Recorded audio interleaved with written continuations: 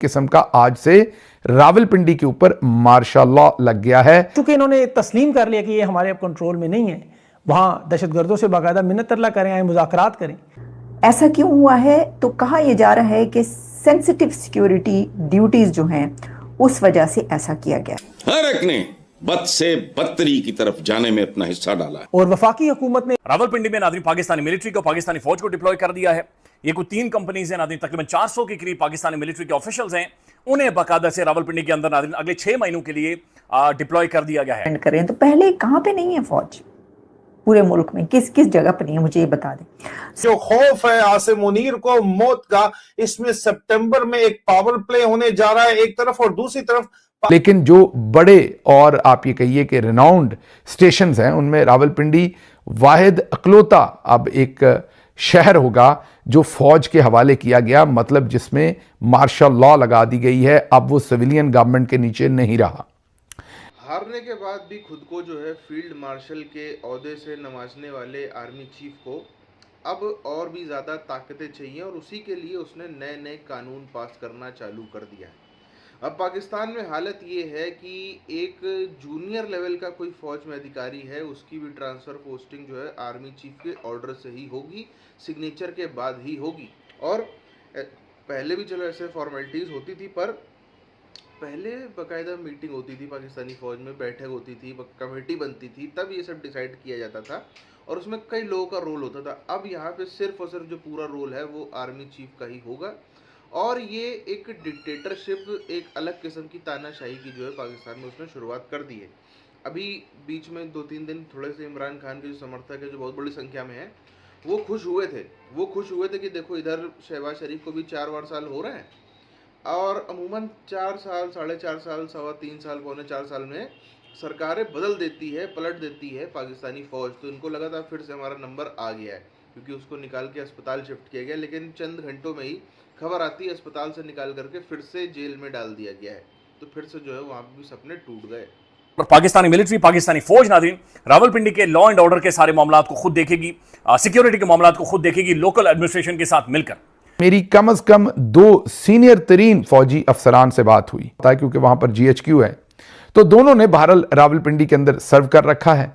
दोनों का ओपिनियन यह था कि रावलपिंडी में हिस्टोरिकली आज तक ऐसा कुछ नहीं हुआ, क्योंकि वहां तो पहले ही फौज है, GHQ भी है और उससे मुल्हका और भी बहुत सारी चीजें हैं, तो वो शहर तो वैसे ही फौज के हवाले है।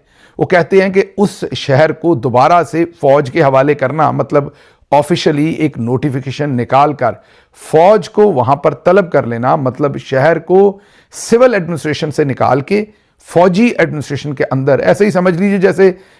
ऐसा क्यों हुआ है? तो कहा यह जा रहा है कि सेंसिटिव सिक्योरिटी ड्यूटीज जो हैं उस वजह से ऐसा किया गया। हर एक ने बद से बदतरी की तरफ जाने में अपना हिस्सा डाला है। और वफाकी हुकूमत ने रावलपिंडी में फौज की मंजूरी दे दी। फौज की 3 कंपनियां आर्टिकल 245 के तहत रावलपिंडी इनके हवाले कर दिया गया, और एमरजेंसी वाली सूरत हाल, ये हालात क्यों बन रहे हैं ज़रा आप गौर करें तो आपको सारा मामला समझ आए। जो कुछ इन 48 घंटों में हुआ, अब इसमें एक तो सबसे पहले कोशिश की जा रही है कि ये जो तहरीक शुरू होने वाली है, तहरीके इंसाफ की, उसे जिसे बाकायदा इदारे की तरफ से ग्रीन लाइट मिल चुकी है, फील्ड मार्शल की तरफ से नहीं, ना इस हुकूमत की तरफ से, उन इदारे के नाराज लोग हैं जिनकी प्रमोशंस रुकी हैं, जिनके ऊपर जूनियर्स बैठाए गए। रावलपिंडी में नाज़रीन पाकिस्तानी मिलिट्री को, पाकिस्तानी फौज को डिप्लॉय कर दिया है। ये कुछ 3 कंपनीज हैं नाज़रीन, तकरीबन 400 के करीब पाकिस्तानी मिलिट्री के ऑफिशियल्स हैं। उन्हें बाकायदा से रावलपिंडी के अंदर नाज़रीन अगले 6 महीनों के लिए डिप्लॉय कर दिया गया है। तो एक किस्म का आज से रावलपिंडी के ऊपर मार्शल लॉ लग गया है। अब ये हालात तो इन्हें देखे इमरजेंसी वाले बलोचिस्तान में लगाने चाहिए कि वहां पर तो कंट्रोल में कुछ भी नहीं रहा। एक तरफ रावलपिंडी की सिक्योरिटी जो है वो फौज ने संभाल ली है, और दूसरी तरफ जो बलूचिस्तान की सिक्योरिटी है वो BLA ने संभाल ली है। प्रोविजन नहीं है कॉन्स्टिट्यूशन के तहत आर्म फोर्सेस को federal police in aid of civil power बुला सकती है, लेकिन रावलपिंडी कोई आम किस्म का डिस्ट्रिक्ट तो नहीं है। पाकिस्तान के ऊपर इस वक्त जो फौजी कब्जा है उसका मरकज है, उसका दारुल खिलाफा है, ये पाकिस्तान आर्मी का नर्व सेंटर है, GHQ है, यहाँ पे आर्मी हेडक्वार्टर्स की अपनी सिक्योरिटी मौजूद है, 10 कोर की सिक्योरिटी मौजूद है। करें तो पहले कहां पे नहीं है फौज पूरे मुल्क में, किस किस जगह पर नहीं है, मुझे ये बता दें। सेकेंडली ये कि ये जो कहा गया है कि जी सिक्योरिटी की सेंसिटिव सिचुएशन, तो आप नहीं समझते कि सिक्योरिटी की सेंसिटिव सिचुएशन ज्यादा जो है वो तो कुछ और इलाके हैं जहाँ पर है। बलूचिस्तान में ज़्यादा सेंसिटिव सिचुएशन है, पश्तूनख्वा के जो कुछ इलाके हैं वहाँ पर ज़्यादा सेंसिटिव सिचुएशन है। और लेकिन जो बड़े और आप ये कहिए कि रिनाउंड स्टेशंस हैं उनमें रावलपिंडी वाहिद अकलौता अब एक शहर होगा जो फौज के हवाले किया गया, मतलब जिसमें मार्शल लॉ लगा दी गई है। अब वो सिविलियन गवर्नमेंट के नीचे नहीं रहा या अहलियत रखने वाले लोगों को प्रमोट करना है और उन्हें डर है कि कहीं फौज के अंदर से उनके खिलाफ कोई रिवॉल्ट ना हो जाए। ये शाहीन सेवाई साहब का तज्जिया है कि इस वजह से उन्होंने जो उनके दिल के अंदर खौफ है, जो उन्होंने गलत काम कर छोड़े हैं अभी तक, इस वजह से उन्होंने रावलपिंडी को फौज के हवाले कर दिया है। 6 महीने के लिए रावलपिंडी जैसे शहर को, दारुल हुकूमत के साथ जुड़े हुए शहर को फौज के हवाले करना जाहिर है ये मामूल की मूवमेंट नहीं है। क्योंकि इन्होंने तस्लीम कर लिया कि ये हमारे अब कंट्रोल में नहीं है, वहाँ दहशतगर्दों से बाकायदा मिन्नत तरला करें, आए मुज़ाकरात करें। अब जिनके साथ इन्हें मुज़ाकरात करने चाहिए, हकीकी मुज़ाकरात, उसके लिए तैयार नहीं थे। लेकिन अब हालात इंसान को मजबूर कर। भी बहुत बड़ी खबर जो आम तौर पर मार्शल लॉ लगाने से पहले आती हैं, हंगामी सूरत हाल। वफाकी हुकूमत ने आर्टिकल 245 के तहत रावलपिंडी में 6 माह के लिए फौज तैनाती की मंजूरी दे दी है। पाकिस्तान की 3 कंपनियां 6 माह के लिए रावलपिंडी में रहेंगी। एक्टेड पर्सनल जिनको खसूसी इंसेंटिव दिए जा रहे हैं, खसूसी प्लॉट्स उनको बताए गए हैं, तनख्वाह के अंदर इजाफा बताया गया है, स्पेशल राशन अलाउंस दिया जा रहा है, उनके जरिए एक personally reliable security architecture build करने की कोशिश की जा रही है। और अगर ये असेसमेंट करेक्ट है तो इसका मतलब बहुत सीरियस है, क्योंकि फिर सिक्योरिटी का ऑब्जेक्टिव सिर्फ पाकिस्तान को प्रोटेक्ट करना नहीं है।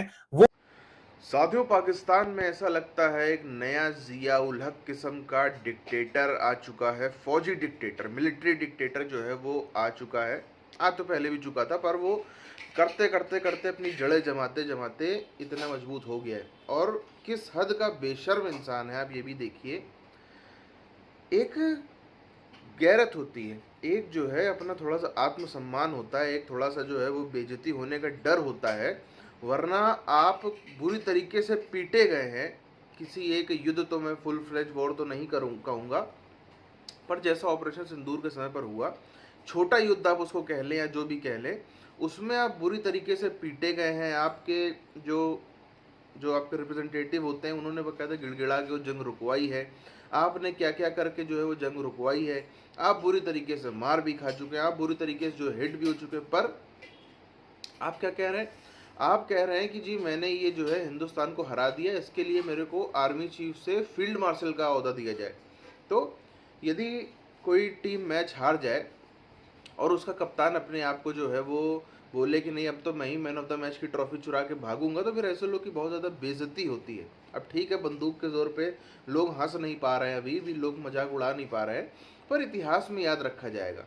बाकी लोग को छोड़ दीजिए, पाकिस्तानी ही याद रखेंगे और बोलेंगे कि देखो एक ऐसा सरफिरा बेवकूफ़ जाहिल किस्म का जो है वो आर्मी चीफ आया था जो हारने पर भी खुद को फील्ड मार्शल के ओहदे से नवाजता था। इतना ये एग्जाम्पल दिए जाएंगे, ये इस प्रकार के लोगों के उदाहरण दिए जाएंगे। ये मुझे ऐसा लगता है इतनी तो पाकिस्तान के इतिहास में किसी की बेइज्जती नहीं होगी, किसी को इतना बुरी तरीके से याद नहीं किया जाता होगा जितना इसका भविष्य होने वाला है। क्योंकि हरकतें ऐसी हरकतें करने के बाद में ऐसा ही अंजाम होता है।